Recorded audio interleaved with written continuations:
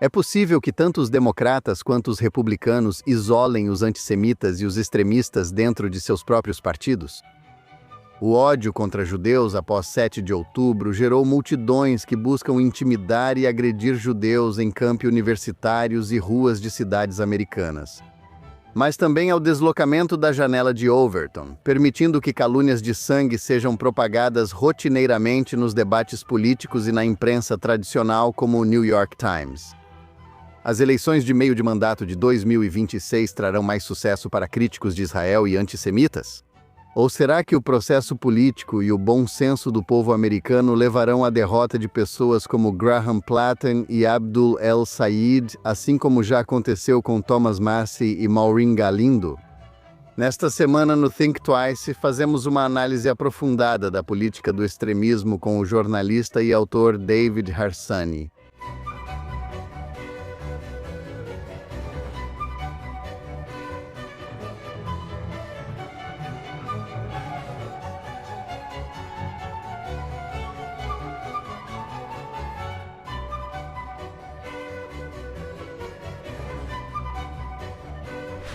Olá e bem-vindo ao Think Twice. Tanto os republicanos quanto os democratas estão travando uma batalha por suas almas políticas em 2026, cujo desfecho está longe de ser claro. A derrota de extremistas e antissemitas como o republicano Thomas Massie e a democrata Maureen Galindo nas primárias em Kentucky e no Texas no mês passado gerou algum otimismo que a normalização do antissemitismo, que se tornou uma característica regular da política e do jornalismo americanos desde 7 de outubro, possa estar diminuindo. E há todas as chances de que pessoas como Graham Platter e Abdul El-Sayed, cujo sucesso pode demonstrar que não há limites para a capacidade de extremistas anti-judeus, anti-Israel e anti-americanos conseguirem apoio liberal da grande mídia, sejam derrotados em 2026. Não há como negar que as forças por trás da normalização das teorias da conspiração anti-judaicas ganharam espaço nos dois partidos, e não podem mais ser confinadas aos extremos da esquerda e direita, onde deveriam estar.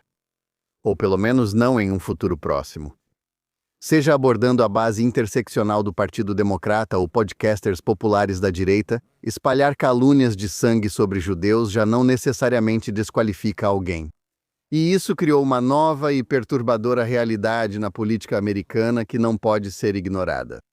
Para discutir isso, temos a sorte de contar novamente esta semana com um dos analistas mais perspicazes da política atualmente.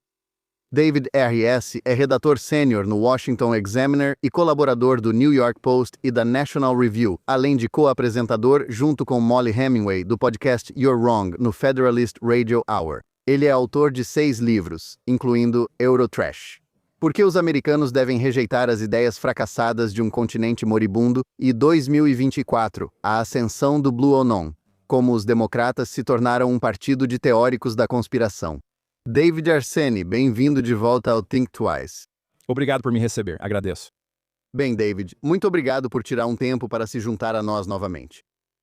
Antes de perguntar sobre exemplos atuais de extremismo e antissemitismo nos dois principais partidos e como cada um lida para isolar esses casos, a primeira pergunta que gostaria de fazer é: como surgiu um certo conjunto de crenças?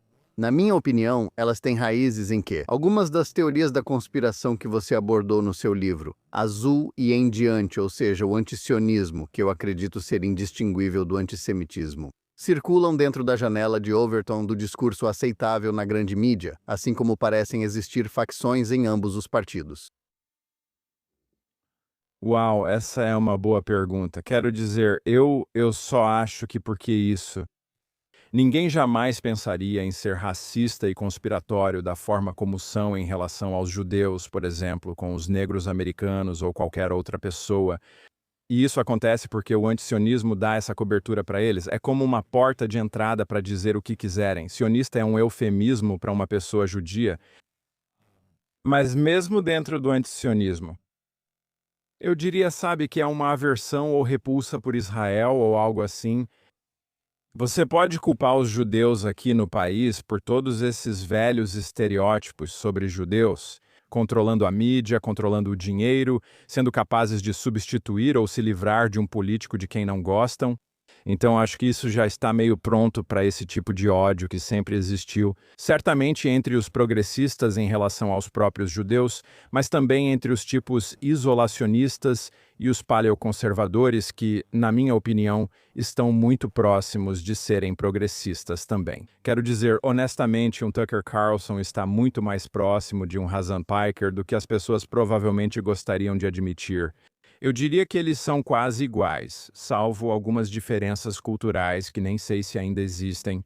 Então acho que sempre esteve lá, essa é a minha resposta até certo ponto. Agora isso só é tolerado porque acabamos com o estigma. Obrigado por seguir o Pense Duas Vezes. Seja ouvindo a gente em alguma das plataformas de podcast ou assistindo ao vivo no Facebook, no X ou no canal do YouTube da JNS, por favor, curta ou se inscreva na JNS, clique no sino para receber notificações e nos dê boas avaliações. Além do Pense Duas Vezes, há o podcast diário de Jonathan Tobin, onde compartilho mais notícias e análises sobre as questões mais importantes que enfrentamos hoje. Você pode encontrar o programa diário como Jonathan Tobin Diário no canal da JNS, onde quer que você ouça seus podcasts. E agora, de volta ao programa de hoje. Acho que existem circunstâncias específicas em ambos os lados que permitem isso. Acho que os progressistas certamente são influenciados, você sabe, por essas ideologias tóxicas, teoria crítica da raça, colonialismo de colonos, interseccionalidade e, você sabe, pelo tipo Tucker Carlson, e até pessoas que são ainda mais loucas do que ele. Eles têm o próprio conjunto particular de teorias da conspiração que, você sabe, facilitam para eles, tornam mais fácil para eles adotar o antisionismo e até o antissemitismo. Mas ambos chegam à mesma posição. Sim, eles chegam. E não é novidade. Todos nós sabemos. Quero dizer, se você pensar no tipo de... Como posso dizer isso? A Marcha das Mulheres, ou Black Lives Matter, ou qualquer tipo de movimento progressista, sempre houve, sempre existiu isso. Acho que dentro da Marcha das Mulheres eram tipos Farrakhan liderando isso. O que você sabe se confunde facilmente com o que está acontecendo, pois é praticamente o mesmo tipo de retórica. E entre eles, você sabe, teve aquele incidente com o filho de Rand Paul, onde ele fez aquele discurso antissemita. Eu estava lembrando disso e ele culpou o fato de estar bêbado. É. Eu não vou, sabe, quando eu bebo um pouco demais, eu não vou nessa direção. Então não tenho certeza. Acho que é meio que um soro da verdade, de certa forma. Mas, sabe, isso me lembrou que Ron Paul tinha aqueles boletins, tenho certeza que você lembra, que eram cheios desse tipo de coisa. E ele é um vovô. Ele é um vovô. É. Então, um avô, então. Esses tipos sempre existiram. Eles só estão mais populares agora e ganharam muita força por causa dos podcasters. Não me entenda mal, o New York Times também participa, mas de modo mais sofisticado. Mas eu acho que, como você democratizou a mídia desse jeito, sem editores, você não precisa mais ser sutil sobre isso e tem um custo muito baixo. Não há mais punição real por ser antissemita na sociedade. Para racismo, ainda há consequências, mas para antissemitismo, quase não há. Você vê comediantes fazendo isso, você vê podcasters fazendo isso, e de certa forma você vê pessoas da grande mídia fazendo isso também. Sim, acredito que isso seja verdade. Falaremos do New York Times mais adiante, mas agora quero abordar como republicanos e democratas lidam com o isolamento dos antissemitas. O antissemitismo está presente na esquerda e na direita, mas é possível preferir como um desses lados combate quem odeia judeus. Qual você acha que é o papel do espírito hiperpartidário em nosso discurso e política ao lidar com esse tipo de pessoa? Está claro para mim que os republicanos estão fazendo um trabalho melhor porque Massey se foi. Marjorie Taylor Greene se foi. Meu problema é, por que eles se foram? Foi por serem antissemitas? Não tenho certeza. Acredito que eles partiram porque Donald Trump já não tinha mais utilidade para eles, com razão. Por um bom motivo, Trump, pelo visto, é. Exatamente. Isso estava muito ligado aos arquivos de Epstein e agora, veja, a classe Epstein é outro eufemismo para certo tipo de pessoa. Como se Epstein estivesse agindo de uma forma judaica, como se existisse algo assim, sabe? Quero dizer, existe isso, mas ele não estava agindo dessa forma. Então eles estão fazendo um trabalho melhor e eles são melhores. Eles são melhores. Sabe, quero dizer, não há dúvida sobre isso. Há menos antissemitas entre os eleitos do Partido Republicano do que na esquerda, onde eles são comuns. Não há nenhum Momdoni na direita atualmente. Isso não quer dizer que tudo está ótimo, mas melhorou, eu acho. Não sei o que o futuro reserva, mas agora está melhor. Sim, eu acho que isso é verdade. Eu acho que o Partido Republicano eleito, quero dizer, agora que Massey está de saída, sabe, certamente o caucus republicano da Câmara é praticamente unanimemente pró-Israel. Os democratas, na melhor das hipóteses, o melhor que você pode dizer é que eles estão divididos. Mas, sabe, mesmo os democratas moderados, meio que pró-Israel, estão muito calados. Exceto por John Fetterman. E ele, sabe, já está com um pé, ou talvez um pé e meio fora do Partido Democrata agora. Resta saber se ele sequer vai tentar concorrer à reeleição. Então, acho que a questão entrando, sabe, nos meses de verão é que, embora ainda sejam relativamente poucos em número, o grupo progressista do Congresso teve um impacto enorme no Partido Democrata desde o seu início, após as eleições de 2018. Se, como pode acontecer, Graham Platform, Platter e Abdul El-Sayed, para citar duas pessoas em particular, forem eleitos para o Senado neste outono. Como você acha que a presença de um grupo progressista no Senado, além da Câmara, impactará o futuro do Partido Democrata? Eles vão ganhar cada vez mais poder e praticamente não há ninguém que realmente se oponha a essas pessoas de forma significativa. Quero dizer, quando você pensa em Platner, não foi a tatuagem nazista que realmente fez alguém dizer não, muito obrigado. Foi, sabe, foi o lance dele, o sexo, sabe, essas coisas de sexo, ou seja lá o que está acontecendo agora, e tenho certeza de que ainda vai aparecer mais coisa. Mas o grupo se expandiu para dentro do establishment, certo? Você tem Van Holland escrevendo artigos de opinião no New York Times. Senador de Maryland. Senador de Maryland, que você sabe, Maryland provavelmente, eu não olhei, mas eu suponho que a população judaica lá seja relativamente alta. E quero dizer, eu só sei que, no geral, vota nos democratas na maior parte das vezes. Exatamente. E ele não tem problema nenhum em fazer isso, não vai prejudicá-lo de forma alguma, porque grande parte do establishment judaico-secular não se importa. Então, não é como se eles estivessem sendo pressionados a serem menos radicais. O extremismo deles agora é um câncer no partido. Isso mesmo, Chuck Schumer. O homem com tatuagem nazista no Maine, assim que venceu, já contava com o apoio de Chuck Schumer. Eu entendo. Você ocupa uma posição partidária, mas eles não deveriam se empenhar mais nas primárias para tentar barrar essas pessoas? Você vê isso em Michigan, El-Sayed, ou seja lá qual for o nome dele. Ele, sabe, não há muitos nomes estabelecidos, quero dizer, há pessoas concorrendo, mas não existe esse esforço concentrado para tentar impedir que isso aconteça, como você já viu acontecer no Partido Republicano.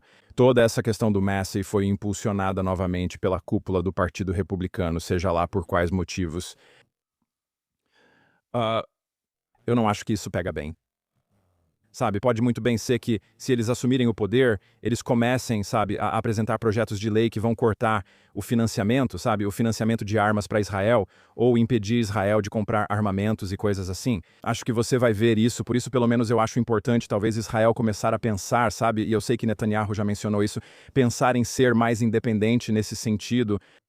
Sim, acho que isso é verdade. Também penso que é uma posição inteligente para Israel a longo prazo. Mas eu acho que o simbolismo do fato de que, sabe, 40 senadores democratas já votaram para cortar a venda de armas para Israel no meio de uma guerra mostra para onde o Partido Democrata está indo.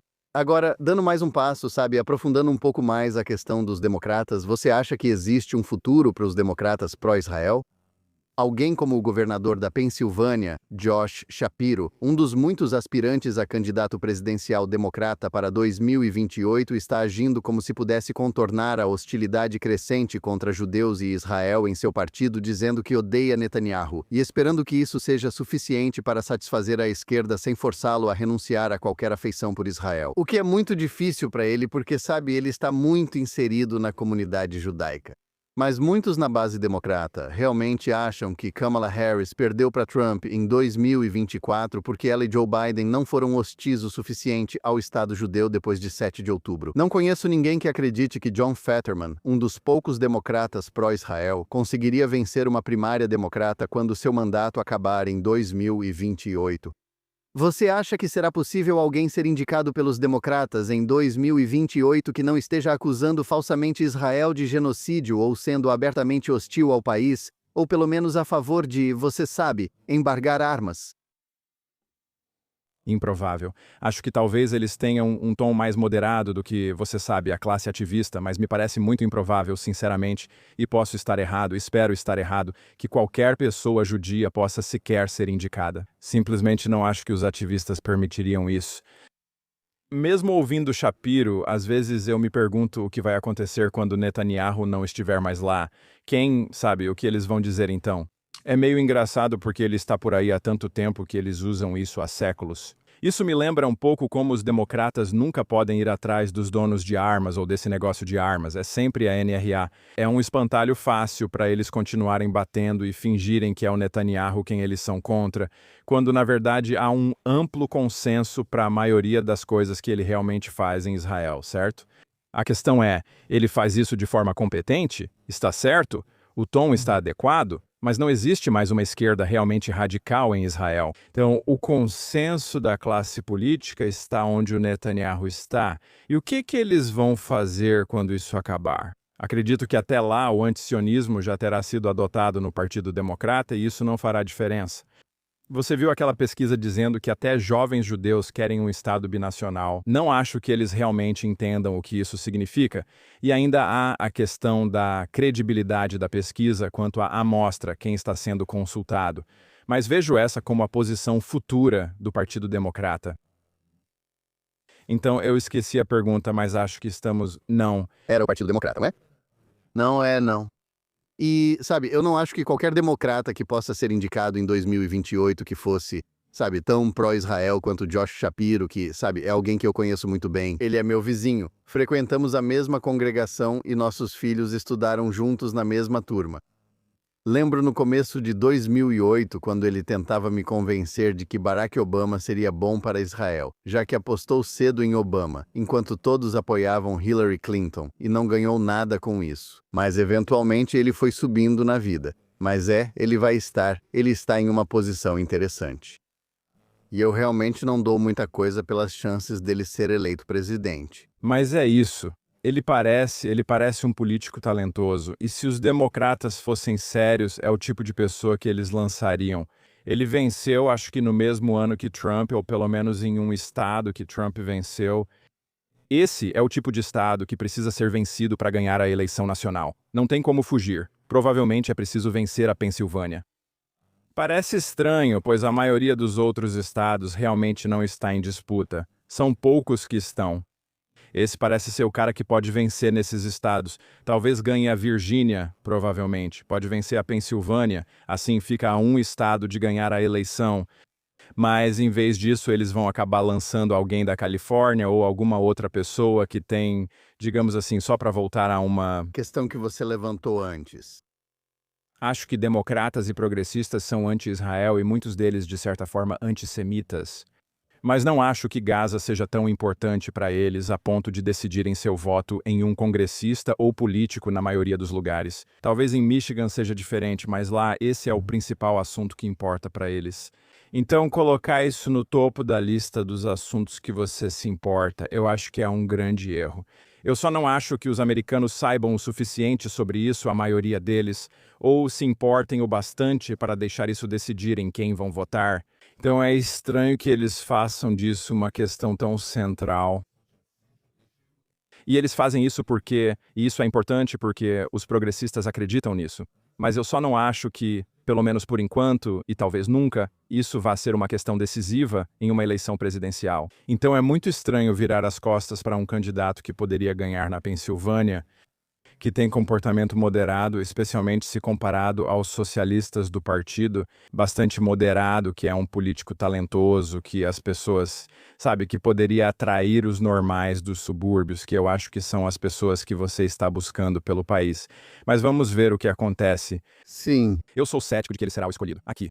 sim. Sabe, a questão é que ele venceu, sabe? Ele ganhou a eleição para governador da Pensilvânia em 2022 com uma grande vantagem sobre um candidato republicano péssimo. É provável que ele vença, sabe, a reeleição este ano com outra grande vantagem, mesmo que seja contra um candidato melhor. Mas, sabe, essa é a questão, claro. Eu não acho que a maioria dos democratas pelo país se importe tanto com Israel, os palestinos e Gaza, mas a base do partido se importa, sabe? A base interseccional se importa. Então eu acho que, sabe, eu não. É muito cedo para começar a fazer previsões sobre 2028, embora talvez a gente fale um pouco sobre isso. Mas eu acho que a pergunta que eu fico pensando é, sabe, dentro do Partido Democrata.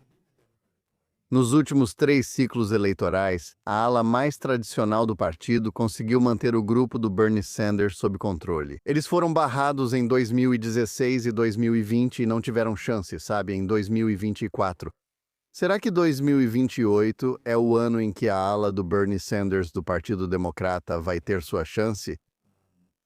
Obviamente, o mais inteligente, sabe, o mais sensato para ele seria nunca deixar isso acontecer. Sabe, controlar a indicação presidencial, indicar alguém, seja Josh Shapiro ou o governador de Maryland. Falando de Maryland, que tem sido considerado muito mais razoável. Será que eles vão aceitar e isso vai acontecer de novo? Isso poderia acontecer de novo em um partido que mudou muito para a esquerda, onde Graham Plattner é, apesar dos escândalos sexuais, um candidato plausível ao Senado? Eu não sei, mas eu sei disso. Esse grupo tem mais poder do que jamais teve e tem mais influência dentro do partido do que jamais teve. E pode afundar candidatos, às vezes, se quiserem, em disputas locais e para o Senado. Então, o poder deles vai ser ampliado. Ainda não sei se o Partido Nacional pode permitir que alguém assim concorra. Eu sinto que seria mais, sabe, alguém que pudesse unir os dois lados de alguma forma, talvez, sabe, o governador da Califórnia, talvez, não sei. Eu não consigo, sabe, eu não consigo pensar em mais ninguém agora. Eu acho que tem muita gente que sabe, a gente não sabe quem vai aparecer e quem é sério e quem não é. Usher tem, tipo, a estética. Que meio que tem a estética. Tipo, o lance é que tem gente sussurrando no ouvido da AOC agora, dizendo que ela deveria concorrer à presidência. Presidência, não pense no Senado, não pense em voltar para a Câmara. Dispute a presidência, quem sabe? Eu não acho loucura pensar que alguém como ela poderia vencer as primárias presidenciais, se não a, você sabe, se não a eleição geral. Eu acho que ela seria aniquilada. Talvez eu esteja errado. Quer dizer, as pessoas me dizem que ela é muito carismática. Eu acho ela meio cabeça de vento. E não é só isso. Ideias progressistas não são populares aqui. Talvez nunca sejam e espero que continuem assim. Por isso eles cobrem a agenda com eufemismos, tentando enganar sobre o que realmente são. O socialismo ainda não é popular. As maluquices culturais que estão enraizadas nesse partido não são populares para a maioria das pessoas. É por isso que Gavin Newsom tem as qualidades estéticas de alguém que parece que poderia ser presidente, certo? Mas ele ainda está um pouco fora do ponto. Ele ainda é um esquerdista radical. Mas Alexandria Ocasio-Cortez vai além disso, certo? Quero dizer, ela é socialista. Até usar o termo progressista me irrita, mas faço isso porque é como falamos aqui. Mas estamos falando de marxistas. E eu simplesmente não acho que o marxismo vai ser popular entre a classe dos doadores, com, você sabe, talvez alguns, como gente como Soros, mas não sei se eles ainda são a ala dominante do partido. Vamos ver. Pode depender dessas eleições de meio de mandato, se Plattner insistir e perder, ou se você ver alguns desses candidatos que são progressistas, que são grandes defensores do terror, que você sabe abraçam todas essas pautas sociais da extrema esquerda, perderem e negarem isso. O Senado, por exemplo, então talvez haja uma pequena mudança ali. Mas acho que temos que esperar para ver. É. Vou agora focar no nosso espectro político e analisar mais profundamente o aumento do antissemitismo na direita. Pesquisas indicam que jovens de direita têm atitudes negativas em relação a Israel, mas menos intensas que os de esquerda. Mas claramente não é só Tucker Carlson ou até mesmo a mais insana Candace Owens que pensa que esse é o caminho do futuro. Eu me pergunto se a disposição de Megyn Kelly de ficar ao lado deles e fazer acusações conspiratórias contra Israel por conta própria e contra os judeus é um sinal de que ela, e provavelmente outros, acham que, você sabe, esse é o futuro da direita. O que você acha disso? Eu não sei se ela... Acho que ela é uma exceção no sentido de que ela diria qualquer coisa por alguns cliques. Eu não acho que ela seja uma pessoa de princípios ou alguém que realmente tenha pensado profundamente sobre qualquer um desses assuntos. Provavelmente nunca leu um livro sobre o Oriente Médio na vida, e não estou dizendo que ela seja burra, não acho que ela tenha um QI baixo. Eu só não acho que ela, eu só não acho que ela seja uma pessoa de princípios de forma alguma. Enquanto o Tucker, eu acredito que seja realmente um crente ou, outros como ele. Continuamos falando que eles são comprados pelo Catar ou outros países, mas isso de certa forma não importa. Acho que você pode se convencer de qualquer coisa, mesmo sendo pago. Para mim, o que importa é o que você diz, certo? No fim, é isso que conta. Então, eu realmente acho que eles veem um público grande o suficiente para ser lucrativo agir assim, acreditem nisso ou não. Isso não pode penetrar na alma deles. Mas eu não tenho certeza se esse público eu não sei se os jovens realmente votam em grande número. Não conheço esse público, mas muitos dele acabam agindo assim. Escrevi sobre isso no meu livro sobre conspirações da esquerda, mas acho que também vale para a direita. A gente estava falando sobre o baixo custo de ser antissemita. Esse é o único lugar onde você realmente pode provocar os boomers e suas crenças antiquadas e burras. É a única vez que você pode se expor, ser ousado e sentir uma verdadeira emoção. Especialmente acho que os jovens homens talvez sintam uma emoção de poder dizer coisas que não deveriam, mas, onde não há realmente um grande custo por isso. Acho que a maioria do público é assim. Eu realmente não sei qual é o número. É muito difícil saber como esse público funciona. Eles são estrangeiros? Quantos deles estão nos Estados Unidos? Mas sei que é uma quantidade significativa, suficiente para preocupar com o futuro. Ainda não estou convencido.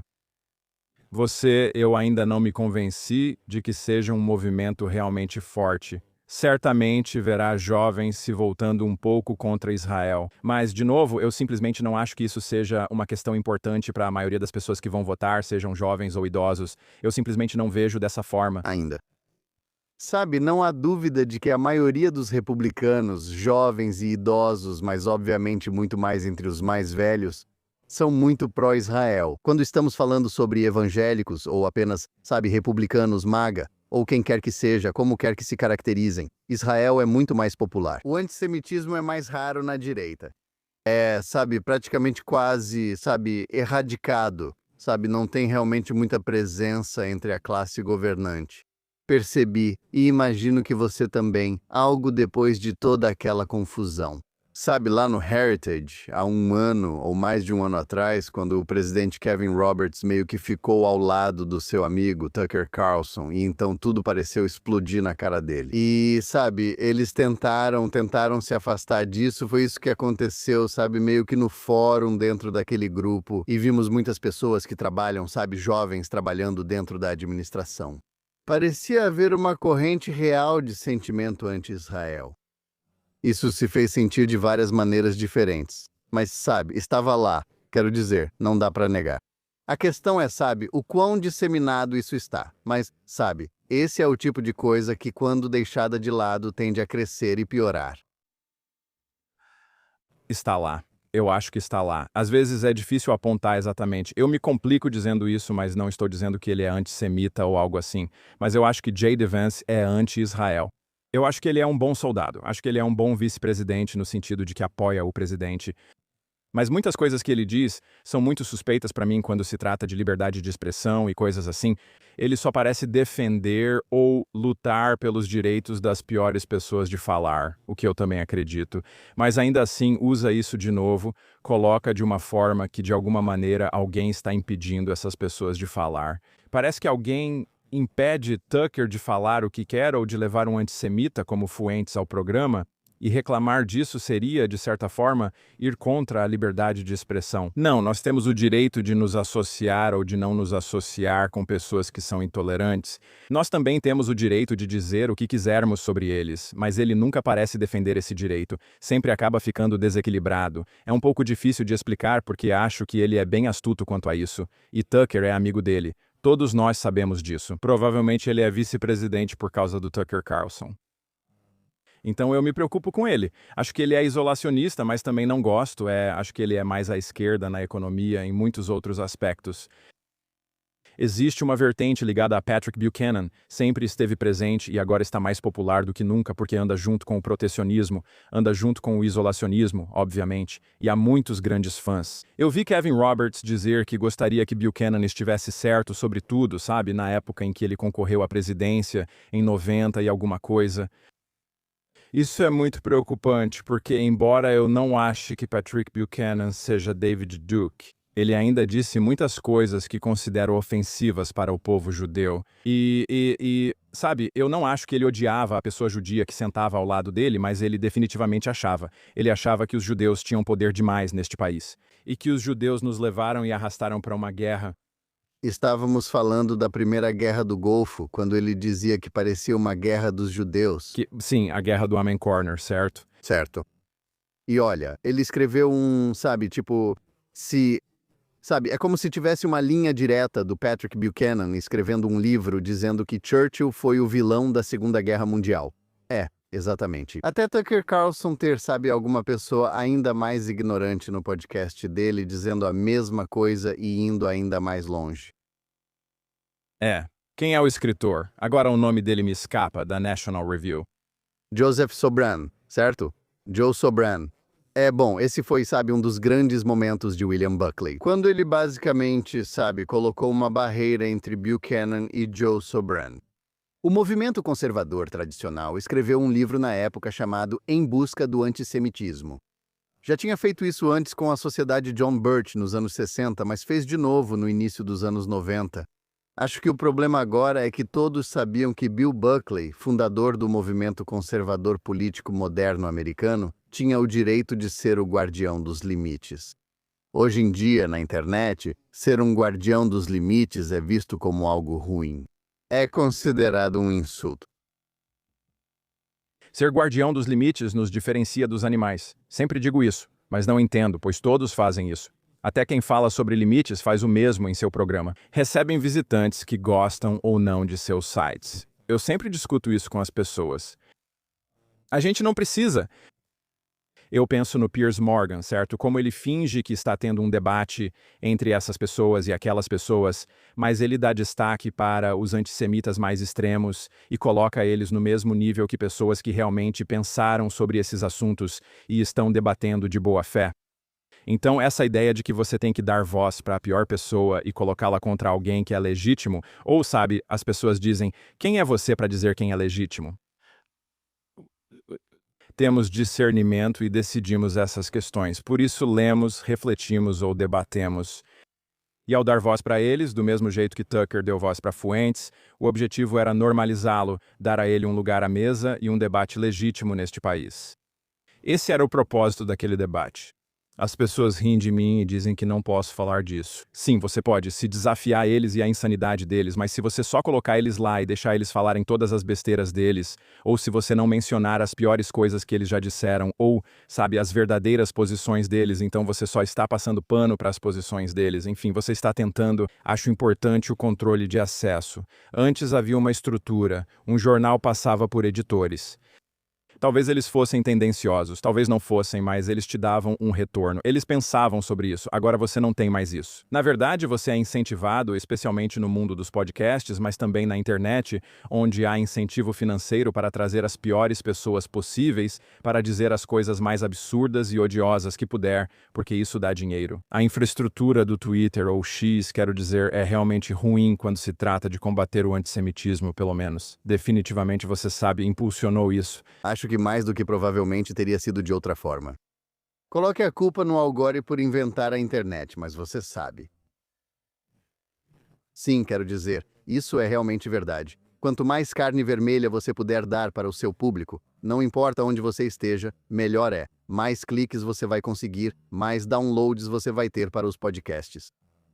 E quanto ao J.D. Vance, sabe, eu ia falar dele um pouco mais tarde, mas na verdade, para mim, acho que sabe, tem muita coisa que eu gosto no Vance como político. Acho que, sabe, tem muitas coisas que eu realmente gostei nele. Mas se você fica neutro, sabe, em relação ao antissemitismo do Tucker Carlson, que foi a posição pública que ele tomou quando foi ao Turning Point, Estados Unidos, sabe, em dezembro do ano passado, quando Ben Shapiro e Tucker estavam discutindo um com o outro naquele evento, E ele falou algo como: "Eu não vou escolher entre esses dois lados. Mas por que isso não seria desqualificante? Queremos que você tome partido em situações assim. É uma questão de certo e errado. E se você não acha que existe uma diferença, sabe, isso é uma questão de certo e errado, então você não deveria ser confiável para tomar nenhuma decisão." Ele não tem vergonha de tomar posição sobre uma série de questões, sabe, até mesmo sobre liberdade de expressão europeia, certo? Ou qualquer coisa, ou questões morais. Ele não tem problema nenhum em tomar uma posição, mas sobre esse assunto, ele é muito específico. Então, não tenho nada pessoal contra J.D. Vance. Ele parece ser um homem de família muito normal, um homem inteligente e tudo mais. Eu acho que muitos dos tipos mais populistas da direita superestimam o quanto ele vai parecer atraente para pessoas de fora do círculo deles. Não sei se ele... Posso estar errado, não estou tentando adivinhar quem será o presidente. Ele pode muito bem vice-presidente, ele pode muito bem ser o próximo presidente se concorrer contra a AOC ou algo assim, ou, você sabe, se conseguir a indicação. Acho que as pessoas superestimam o quão popular ele será, o quão populares serão suas políticas e o quanto de carisma pessoal ele tem. E, sabe, é difícil para mim julgar isso. Às vezes eu erro nessa questão do carisma. Eu não achava que Donald Trump fosse ganhar em 2016. Mas você não foi o único que não achava isso. Então eu parei de fazer previsões, mas eu realmente acredito que eles superestimam um pouco o apelo dele. Mas vamos ver o que acontece. Concorrer à presidência não é como disputar qualquer outra coisa, como aprendemos cobrindo política.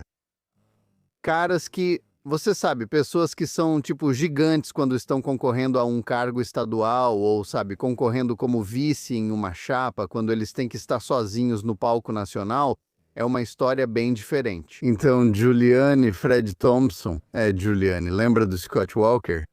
Scott Walker, É, é um jogo diferente. Você sabe. Ron DeSantis, ele não fez isso. Sim, sim. Bem, sim.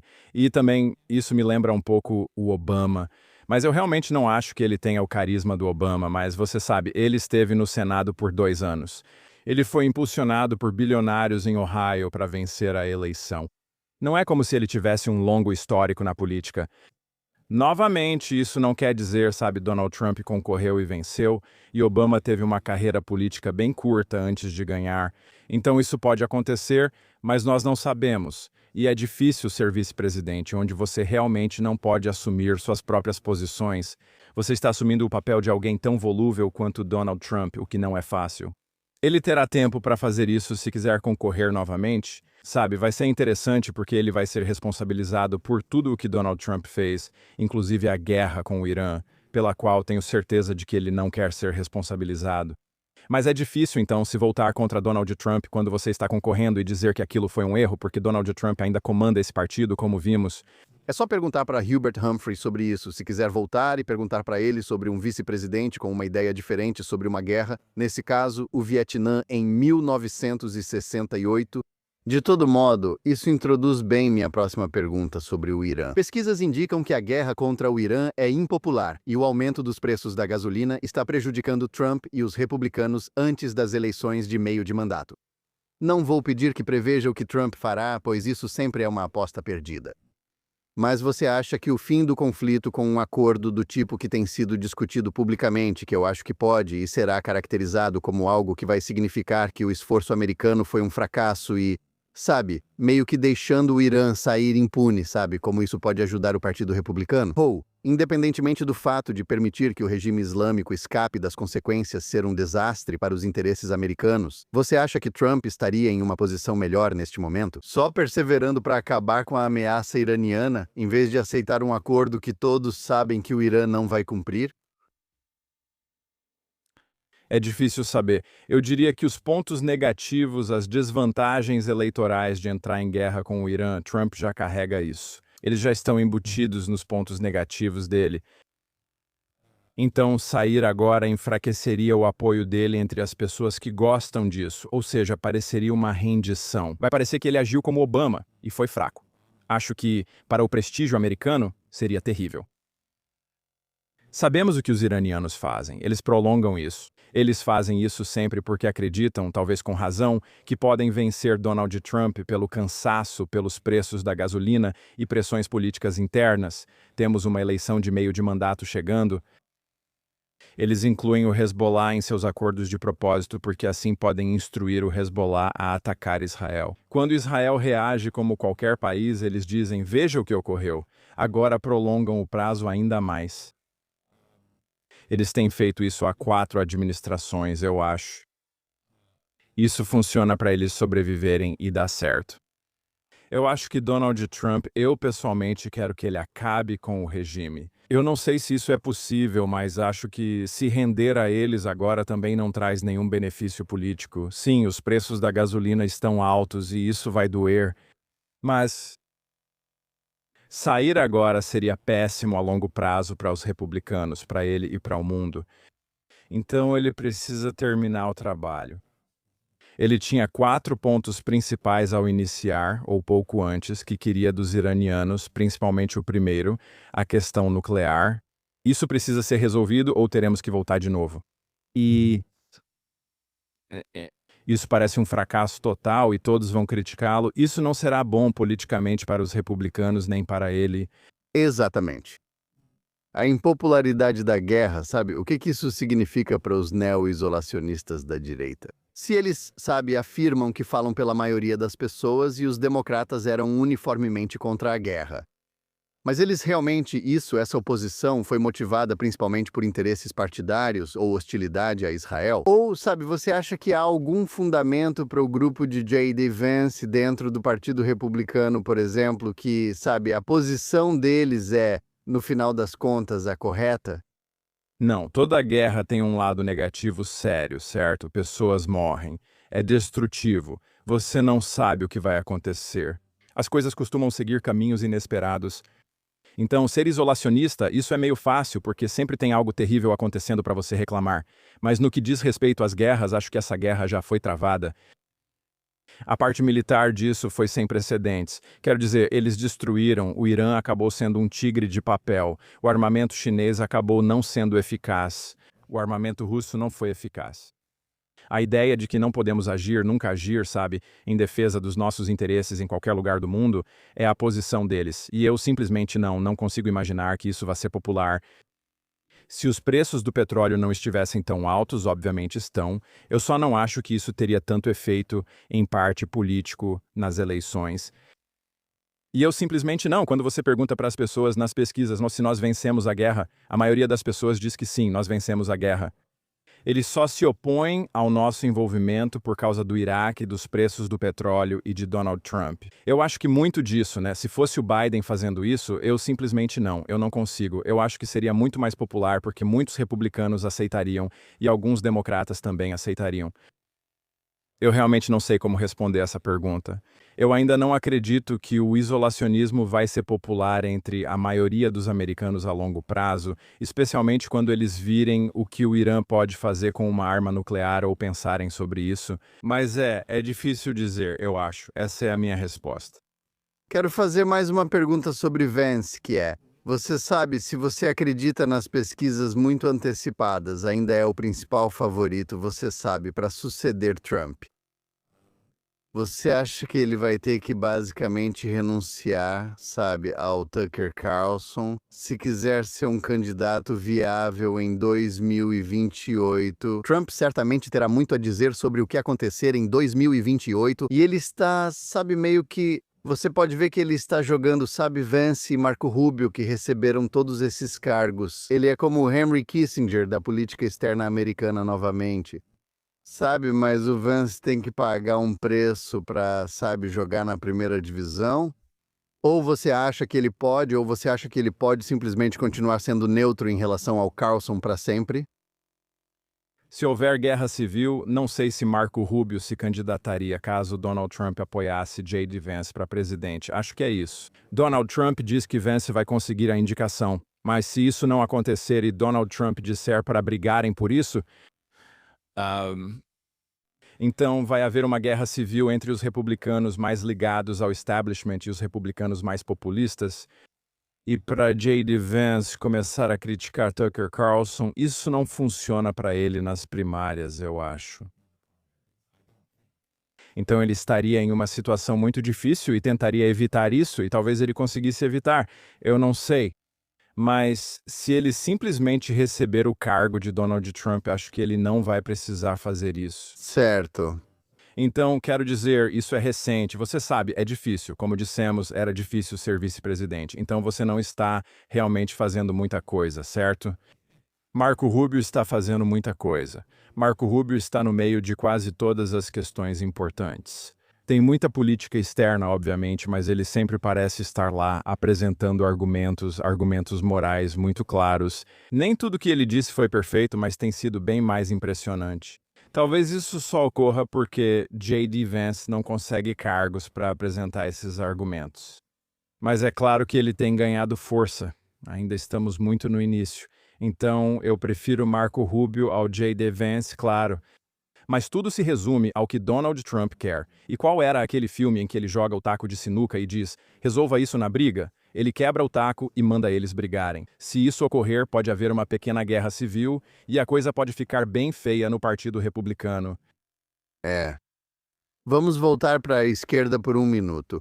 E, sabe, parece que se você acompanha o que acontece na esquerda, há uma espécie de renascimento do socialismo, talvez até do comunismo. A popularidade de Zohran Mamdani, sabe, apesar do fato de que as políticas que ele propõe são absurdas.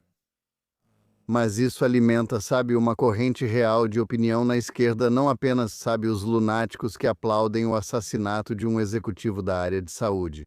Mas parece que, sabe, há uma certa retomada disso. Então, acho que minha pergunta é, o Zohran Mamdani, sabe, e o fenômeno dele, isso é só um caso isolado em um enclave profundamente azul como Nova York? Ou vamos ver mais disso? Sabe, os marxistas? Digo, você já me disse, e eu concordo com você. Eu não acho que o povo americano vai aceitar o marxismo, mas o Partido Democrata, sabe, talvez aceite. Hoje em dia, muitos socialistas democratas estão vencendo as primárias. O que isso revela sobre nossa situação? As pessoas claramente desconhecem comunismo e marxismo. Sabe, elas não conhecem a história do século XX nem qualquer outra história. Mas, sabe, devemos descartar isso tão rápido assim, tão levianamente? Ou será que vamos enfrentar outra luta sobre, sabe, mercados livres e liberdade em geral? Não, eu não descartaria isso. Acho que nas áreas urbanas estamos vendo muitos socialistas concorrendo e vencendo eleições para o Conselho Municipal, prefeituras e outros cargos. Muitos jovens são atraídos pelo socialismo, como sempre acontece, porque é uma ideia idealista, revolucionária, muito fácil de entender do ponto de vista moral. Queremos justiça e igualdade de oportunidades, enquanto o capitalismo e o livre mercado são conceitos abstratos e difíceis de vender. Sempre foi assim. Eu ia escrever uma coluna hoje defendendo a grande indústria farmacêutica. Sabe, nenhum jovem quer ouvir isso. Mas é a verdade e é muito difícil de vender. Então eu levo isso muito a sério. Quero dizer, esse tipo de radicalismo vai ser cada vez mais popular. Pense nos democratas que querem destruir a Suprema Corte e o Colégio Eleitoral. Eles estão tornando a democracia muito mais direta e muito mais, o que eu acho prepara o terreno para um movimento muito mais socialista. Então, eu acho que é um problema sério. E eu não sei o que você pode fazer sobre isso. Com Mamdani, por exemplo, você está em uma cidade com muitos capitalistas e judeus, certo? Eu cresci lá e ele ainda ganha. Isso é algo para se pensar. Este é o centro do mundo, de muitas maneiras. E ele sabe, ele venceu. Então, e as pessoas gostam dele. Levo isso muito a sério e acho que é um problema principalmente entre os jovens. Então, talvez quando eles ficarem mais velhos e tiverem que pagar impostos, tiverem seus próprios negócios e as coisas seguirem em frente, eles mudem de ideia. Embora isso nem sempre aconteça de verdade. Acredita-se que, ao envelhecer, as pessoas ficam mais conservadoras. Mas geralmente não é bem assim, certo? Acho que as pessoas se prendem à política da juventude de formas diferentes, mas vamos ver. Bem, sabe, se tem algo que eu acho que aprendi no jornalismo é que as pessoas acreditam no que elas querem acreditar. E se alguma coisa, sabe, meio que a onda de apoio a Mamdani parecia vir de uma classe de, sabe, elite cheia de diplomas que estavam fracassando. Sabe, meio que todas essas pessoas que, sabe, todos esses jovens que conseguiram esses diplomas caros e agora, sabe, não estão vivendo tão bem assim. Eles não conseguem, sabe, viver em Manhattan do jeito que gostariam. Então coisas de graça parecem boas para eles, do mesmo jeito que sempre pareceram para pessoas muito pobres. É isso mesmo. Acho que muitos votos dele vieram do Brooklyn, Queens e Manhattan, que eram de um certo tipo, sabe? De uma certa camada da sociedade. Enquanto que, muitos anos atrás, quando Giuliani venceu, os votos dele vieram de Staten Island, Queens e áreas operárias do Brooklyn, onde essa população não existe mais como existia antes. Então é isso. É uma Nova York diferente. A Nova York que elegeu Rudy Giuliani, sabe, já foi embora há muito tempo. É. E isso acontece em muitas cidades porque basicamente é para os ricos e para os pobres.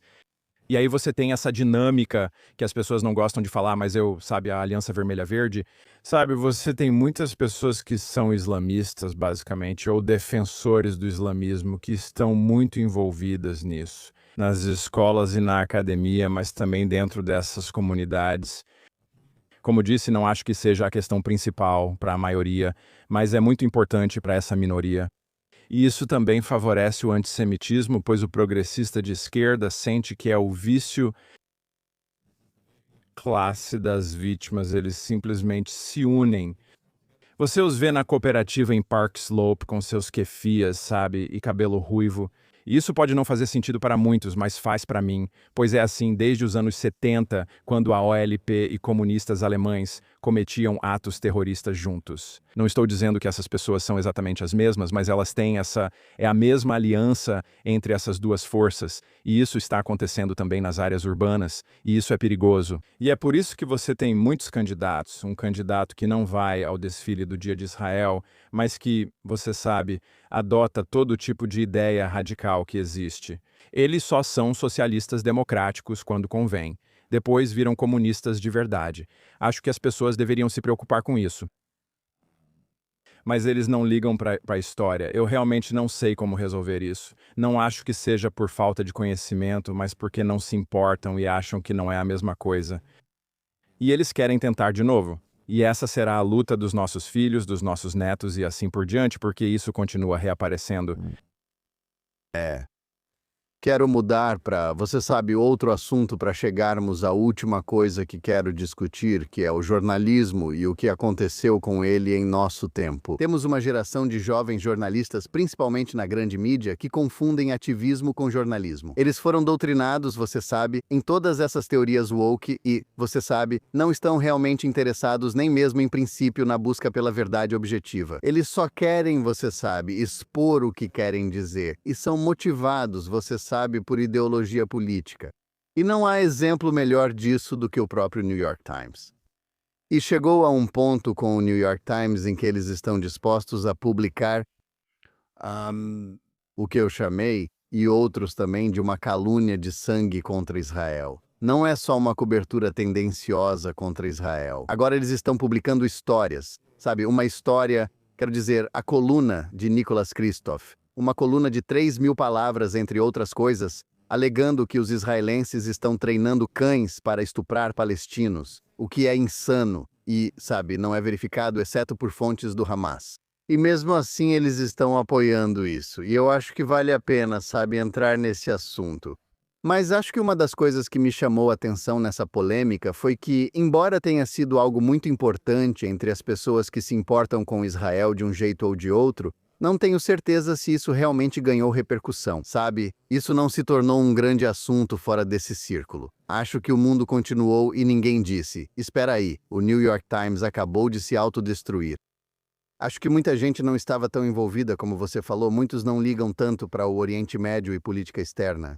Mas acho que elas deveriam se importar com, sabe, a maior instituição jornalística deste país, divulgando calúnias de sangue e defendendo-as. Há uma corrosão do jornalismo no sentido de que, como você disse, ele já foi tendencioso.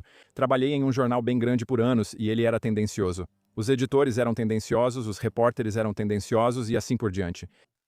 A diferença entre parcialidade, ativismo e mentira. Sobre a conluio com a Rússia, ninguém foi responsabilizado. A maioria das pessoas envolvidas continua nos mesmos empregos ou conseguiu melhores com salários maiores. E não devolveram os prêmios Pulitzer. Não. Brett Kavanaugh, porém, você sabe, as pessoas ainda estão lá. Ninguém pagou um preço. Se não há preço a pagar por algo, fica mais fácil fazer da próxima vez. Que preço? Nicholas Kristof provavelmente vai ganhar outro Pulitzer por isso. E mesmo tendo quebrado todos os princípios da ética do jornalismo, eu fui lá, acessei o site do Código de Ética do Jornalismo e fui conferindo um por um. Sabe, certifique-se de que suas fontes não tenham, você sabe, um interesse próprio. Sabe, tipo, se há 20 anos eu levasse uma história dessas pro meu editor dizendo que esses caras têm cachorros que estão estuprando pessoas, ele diria, você está maluco? Tipo, vamos chamar alguns especialistas do Kennel Club ou sei lá de onde e ver se isso é sequer possível. Mas não, eles simplesmente colocam isso lá, e aí um deles meio que insinuou que estava tudo bem, porque era na página de opinião, mas isso não é verdade. Como colunista de opinião experiente, acredito que ainda devemos seguir as regras do jornalismo quanto a evidências e verdade, mesmo que tenhamos apenas opiniões. E ele apresentou aquele texto inteiro como se fosse uma reportagem investigativa, quando usou 2 propagandistas do Hamas e um monte de fontes anônimas. A gente nem sabe se essas pessoas existem. Ele pode ter inventado essas pessoas, já que não confio nele. Não entendo como um editor não viu que isso é insano. Mas eu acho que o que acontece é que, com esse público, eles ganham um bom dinheiro. O New York Times se sai bem, e o público deles está satisfeito com esse tipo de coisa porque eles só querem ouvir o que querem ouvir. Eles não querem ouvir a verdade. Isso acontece muito, inclusive com a direita. Muitos desses podcasters são assim. Você sabe, famosos por isso. Mas o Times faz isso desde os anos 30, de certa forma, certo? E eles continuam impunes, vão continuar ganhando Pulitzers e isso não vai importar. Eles não vão perder muitos assinantes, se é que vão perder algum. Talvez até ganhem alguns, pelo que eu sei. Bom, quero dizer... No fim, o que importa é o negócio deles. Sim, quero dizer, escuta, o Times foi fundado para ser, tipo, o jornal da comunidade empresarial dominante, sabe, no século XIX. Hoje, o plano de negócios deles é agradar à esquerda. Quero dizer, de 90% a 95% dos leitores deles são liberais e democratas ou se caracterizam como sendo de esquerda. Esses são os próprios números deles. Sabe, eu não acho que eles teriam se tivessem renunciado, sabe, se tivessem retirado a coluna do Kristof, o que se tivessem alguma integridade teriam feito, ou isso teria custado assinantes para eles. Isso teria acabado com eles, certo? Agora, com certeza. Sabe, então é isso. Seu público provavelmente sabe disso, mas talvez outros não saibam. A profunda inclinação anti-sionista do New York Times, que remonta ao seu segundo proprietário. E que a família que era dona do jornal sempre foi anti-Israel, anti-sionista. Eles desprezavam os judeus do leste europeu que vieram em massa para cá. Eu sei que o editor de hoje não pensa nisso, mas existem tradições, é uma continuidade. Isso mesmo. Ele, na verdade, está em algumas gerações de distância até mesmo de ser um judeu assimilado. Então, sabe, não é assim que eles são agora, mas essa com certeza é a mentalidade deles. Você lembra que, cerca de uma semana após 7 de outubro, quando Israel começou a retaliar, a Jihad Islâmica atingiu acidentalmente um hospital com um míssil e culpou Israel? Eles não tinham ninguém lá para confirmar a história. Eles nem sequer tinham uma foto. Então eles colocaram a foto de outro prédio em chamas ou algo assim, o que fez as pessoas pensarem que era o prédio que Israel tinha atingido. Então, e eles foram os primeiros a simplesmente usar os números do Hamas, sabe, sem qualquer questionamento. Então isso vai além de parcialidade, isso é ativismo. E então, sabe, e Kristof, ele é simplesmente, o cara é uma piada. Quero dizer, sinceramente, ele já teve outras grandes histórias que ele estragou completamente, histórias realmente importantes, e ele simplesmente continua como se estivesse tudo bem, e ninguém, sabe, não há nenhuma consequência por isso. Não há punição, sabe, ele provavelmente vai ganhar um Pulitzer. Uma semana antes dele publicar essa matéria, o New York Times ganhou um Pulitzer por mostrar um garoto com paralisia cerebral e fingir que ele passava fome pelo bloqueio israelense. Ninguém foi responsabilizado. Bem, quero dizer, isso diz algo terrível sobre o jornalismo, mas, sabe, é por isso que o nosso país está tão dividido com as pessoas, sabe? não lendo, assistindo ou ouvindo as mesmas coisas. Mas, sabe, quando um lado vai totalmente para o outro extremo, por que alguém que não está envolvido com a esquerda ou pessoas como nós, que são pagas para ler, sabe tudo, deveria se importar? Por que alguém leria o Times? Por que deveriam prestar atenção nisso ou se importar com quem não é do mesmo lado ideológico? Acho que essa é a dinâmica terrível. É uma tragédia porque a qualidade desse jornal é realmente incrivelmente alta, no sentido de, por exemplo, olhe para a seção de artes deles ou veja, eles têm alcance para fazer cobertura internacional que quase nenhum outro jornal tem. E ao invés de fazer isso, eles destroem a própria reputação. Eu culpo a grande mídia pelo sucesso da classe dos podcasters, porque existe um vácuo de confiança. Ninguém confia mais na mídia. Na verdade, seja lá o que eles digam, se eu leio uma matéria da Time, antigamente eu lia nas entrelinhas. Sabe como a gente fazia isso? E você pensava, são tendenciosos, mas dava para extrair a verdade decifrando o que diziam. Agora nem sei se algo é verdade, e faço isso profissionalmente. Posso imaginar que alguém no mundo não acredita neles. Então essa pessoa vai procurar outras fontes e vai acabar encontrando uma fonte que diga exatamente o que ela quer ouvir o tempo todo, ou que seja mais empolgante de ouvir porque entra em teorias conspiratórias ou, sabe, qualquer coisa assim. E isso é um grande problema na sociedade, porque precisamos ter informações em que possamos confiar. Eu não confio no New York Times. Eu não confio no Washington Post. Eu não confio na CNN. Não sei em quem confiar, AP Reuters, realmente não confio em ninguém. Isso é um grande problema. Bem, com essa nota nada animadora, obrigado por estar conosco, David. Onde nossos espectadores e ouvintes podem acompanhar o seu trabalho?